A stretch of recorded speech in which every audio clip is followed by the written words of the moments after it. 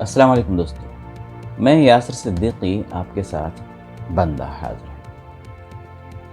Between the lines کے اس خاص programme میں آج ہم اس بات پر گفتگو کریں گے کہ انڈیا میں شراب پر پابندی کا قانون کیوں کامیاب نہیں ہوتا۔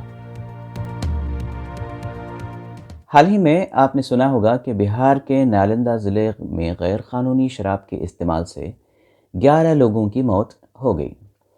موت کے بعد ریاست کی شراب پر جو پابندی لگی ہوئی تھی اس پالیسی پر تنقید ہونے لگی اور کہا گیا کہ شراب بندی قانون کو واپس لیا جائے۔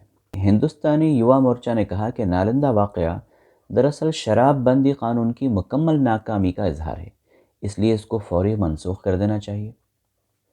بی جے پی کے ترجمان اروند کمار سنگھ نے بہار حکومت پر تنقید کرتے ہوئے کہا کہ ریاست میں شراب بندی قانون کے ناکام ہونے کی اصل وجہ ریاست کے وہ رشوت خور حکام ہیں جو اس کے نفاذ میں سختی نہیں کرتے۔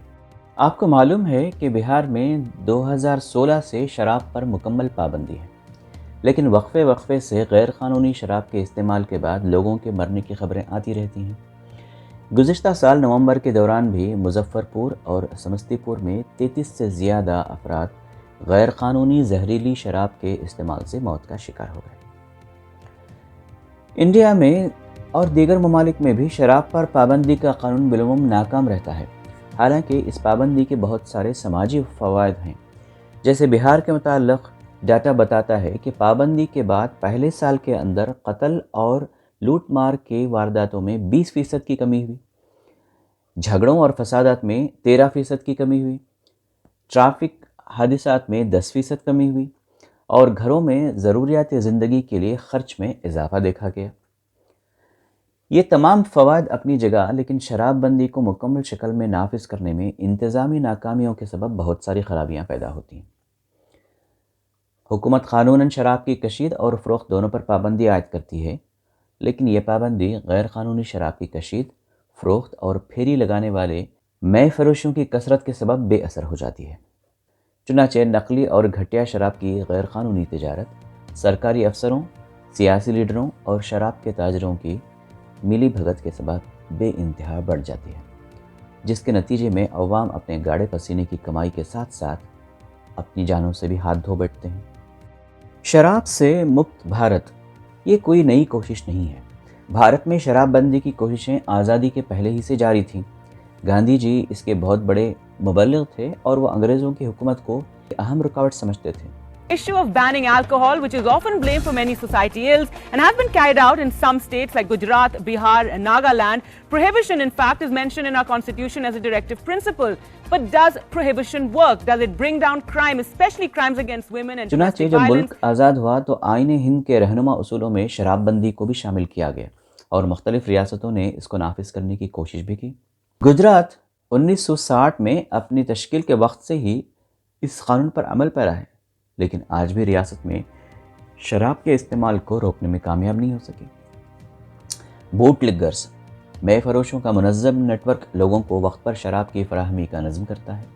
پڑوسی ریاستوں سے شراب منتقل ہوتی ہے اور اپنے ریاست کے ٹرانسپورٹ، ایکسائز، پولیس اور دیگر گورنمنٹ آفیسرز کے لیے رشوت کی شکل میں دولت کی فراہمی کا سامان کرتی ہے۔ رپورٹس کے مطابق 2001 سے 2010 کے دوران گجرات میں شراب بندی سے متعلق 80,000 کیسز درج ہوئے، جس میں صرف 9% لوگوں کو سزا ہوئی۔ Nearly 7,000 people were killed in 2016 by drivers under the influence of alcohol or drugs. 1995 میں این ٹی راما راؤ نے آندھرا پردیش میں شراب بندی کا قانون نافذ کیا تھا، لیکن صرف 3 سال کے اندر چندر بابو نائیڈو نے اس پابندی کو ناکام قرار دیتے ہوئے منسوخ کر دیا، اور آج سے 100 برس پہلے یعنی 1920 میں دنیا کے سب سے ترقی یافتہ ملک امریکہ نے بھی شراب پر پابندی عائد کی تھی، اور اس کو کامیاب بنانے کی ہر سطح پر مسلسل کوششیں ہوئی۔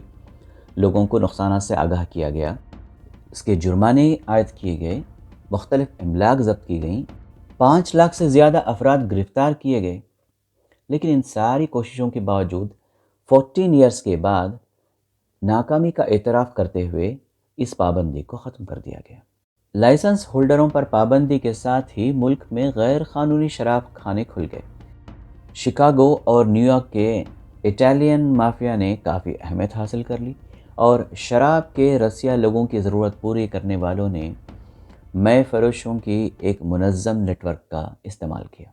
قانون کے ذریعے شراب کے استعمال کو روکنے کی یہ تمام کوششیں ناکام ہونے کی اصل وجہ یہ ہے کہ ان میں ایک تو اولاً مرض کی اصل تشخیص کیے بنا علاج کرنے کی کوشش کی جاتی ہے۔ شراب پر پابندی کے لیے جو دلائل دیے جاتے ہیں وہ اصل مرض نہیں بلکہ اس کے علامات ہیں۔ مثلا یہ کہا جاتا ہے کہ شراب پینے کے بعد مرد عورتوں پر ظلم کرتے ہیں، شراب پینے سے لوگوں کی اکنامک حالت خراب ہو جاتی ہے، شرابیوں کے بیوی بچے غربت اور فاقہ کشی کا شکار ہوتے ہیں۔ یقیناً یہ تمام شراب نوشی کے اثرات ہیں، لیکن اصل مسئلہ صرف یہی نہیں ہے۔ شراب انسان کے اخلاق کو خراب کر دیتی ہے۔ یہ صرف غریب کے لیے نہیں بلکہ دولت مند کے لیے بھی غلط ہی ہے۔ اس کے لیے انسانوں میں ہمہ جہتی سماجی تبدیلی اور ریفارمز کا کام کرنے کی ضرورت ہے۔ دوسری وجہ یہ ہے کہ شراب بندی کو پولیٹیکل ریزنز کے لیے استعمال کیا جاتا ہے۔ چنانچہ ایک طرف تو قانوناً شراب پر پابندی ہوتی ہے، لیکن قانون بنانے والے پولیٹیشینز، اس کو نافذ کرنے والے حکام سبھی اس سے نہ صرف یہ کہ فائدہ اٹھاتے ہیں بلکہ سماج میں اس کو جاری و ساری رکھ کر اپنے اپنے خزانے بھرتے ہیں۔ اگر کچھ راجیوں میں لاگو ہوگا اور باقی راجیوں میں لاگو نہیں ہوگا تو آپ تو جانتے ہی نہ ہیں، بغل میں چلا جائے گا پینے کے لیے، بغل کے راجیوں میں ہی نہیں پورے دیش میں اس سلسلے کی سب سے اہم بات یہ ہے کہ الہی ہدایت، ڈائیون گائیڈنس سے جب ہم بے نیاز ہو جاتے ہیں، انسان جب بھی ایسے قوانین بناتا ہے جس میں اس کے پیدا کرنے والے خالق کائنات کو بھلا دیا جاتا ہے تو وہ پائیدار نہیں ہو سکتا، کیونکہ انسان کی عقل مختلف اشیاء کے متعلق صرف میٹیریلسٹک گینز کو دیکھتی ہے، انسان کے اخلاقی و روحانی فوائد تک اس کی نظر نہیں پہنچ پاتی۔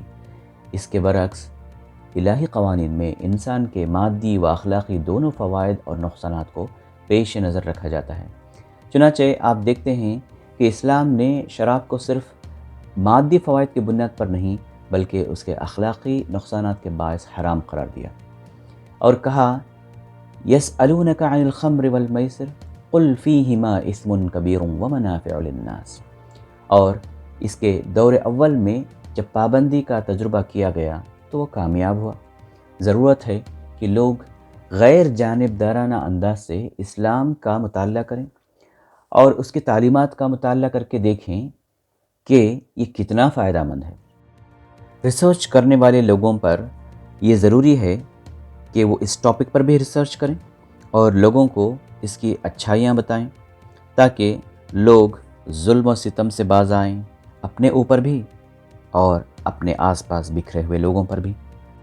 انٹرسٹنگ بات یہ ہے کہ اس سلسلے میں تمام مذاہب کے لوگ یکساں نظر آتے ہیں اور کہتے ہیں کہ اجی ہمارے مذہب میں بھی اس پر پابندی ہے، چاہے وہ ہندو ہو، سکھ ہو، عیسائی ہو یا اور کوئی قوم، ہر ایک یہی کہتا ہے کہ ہماری مذہبی تعلیمات شراب کے خلاف ہیں۔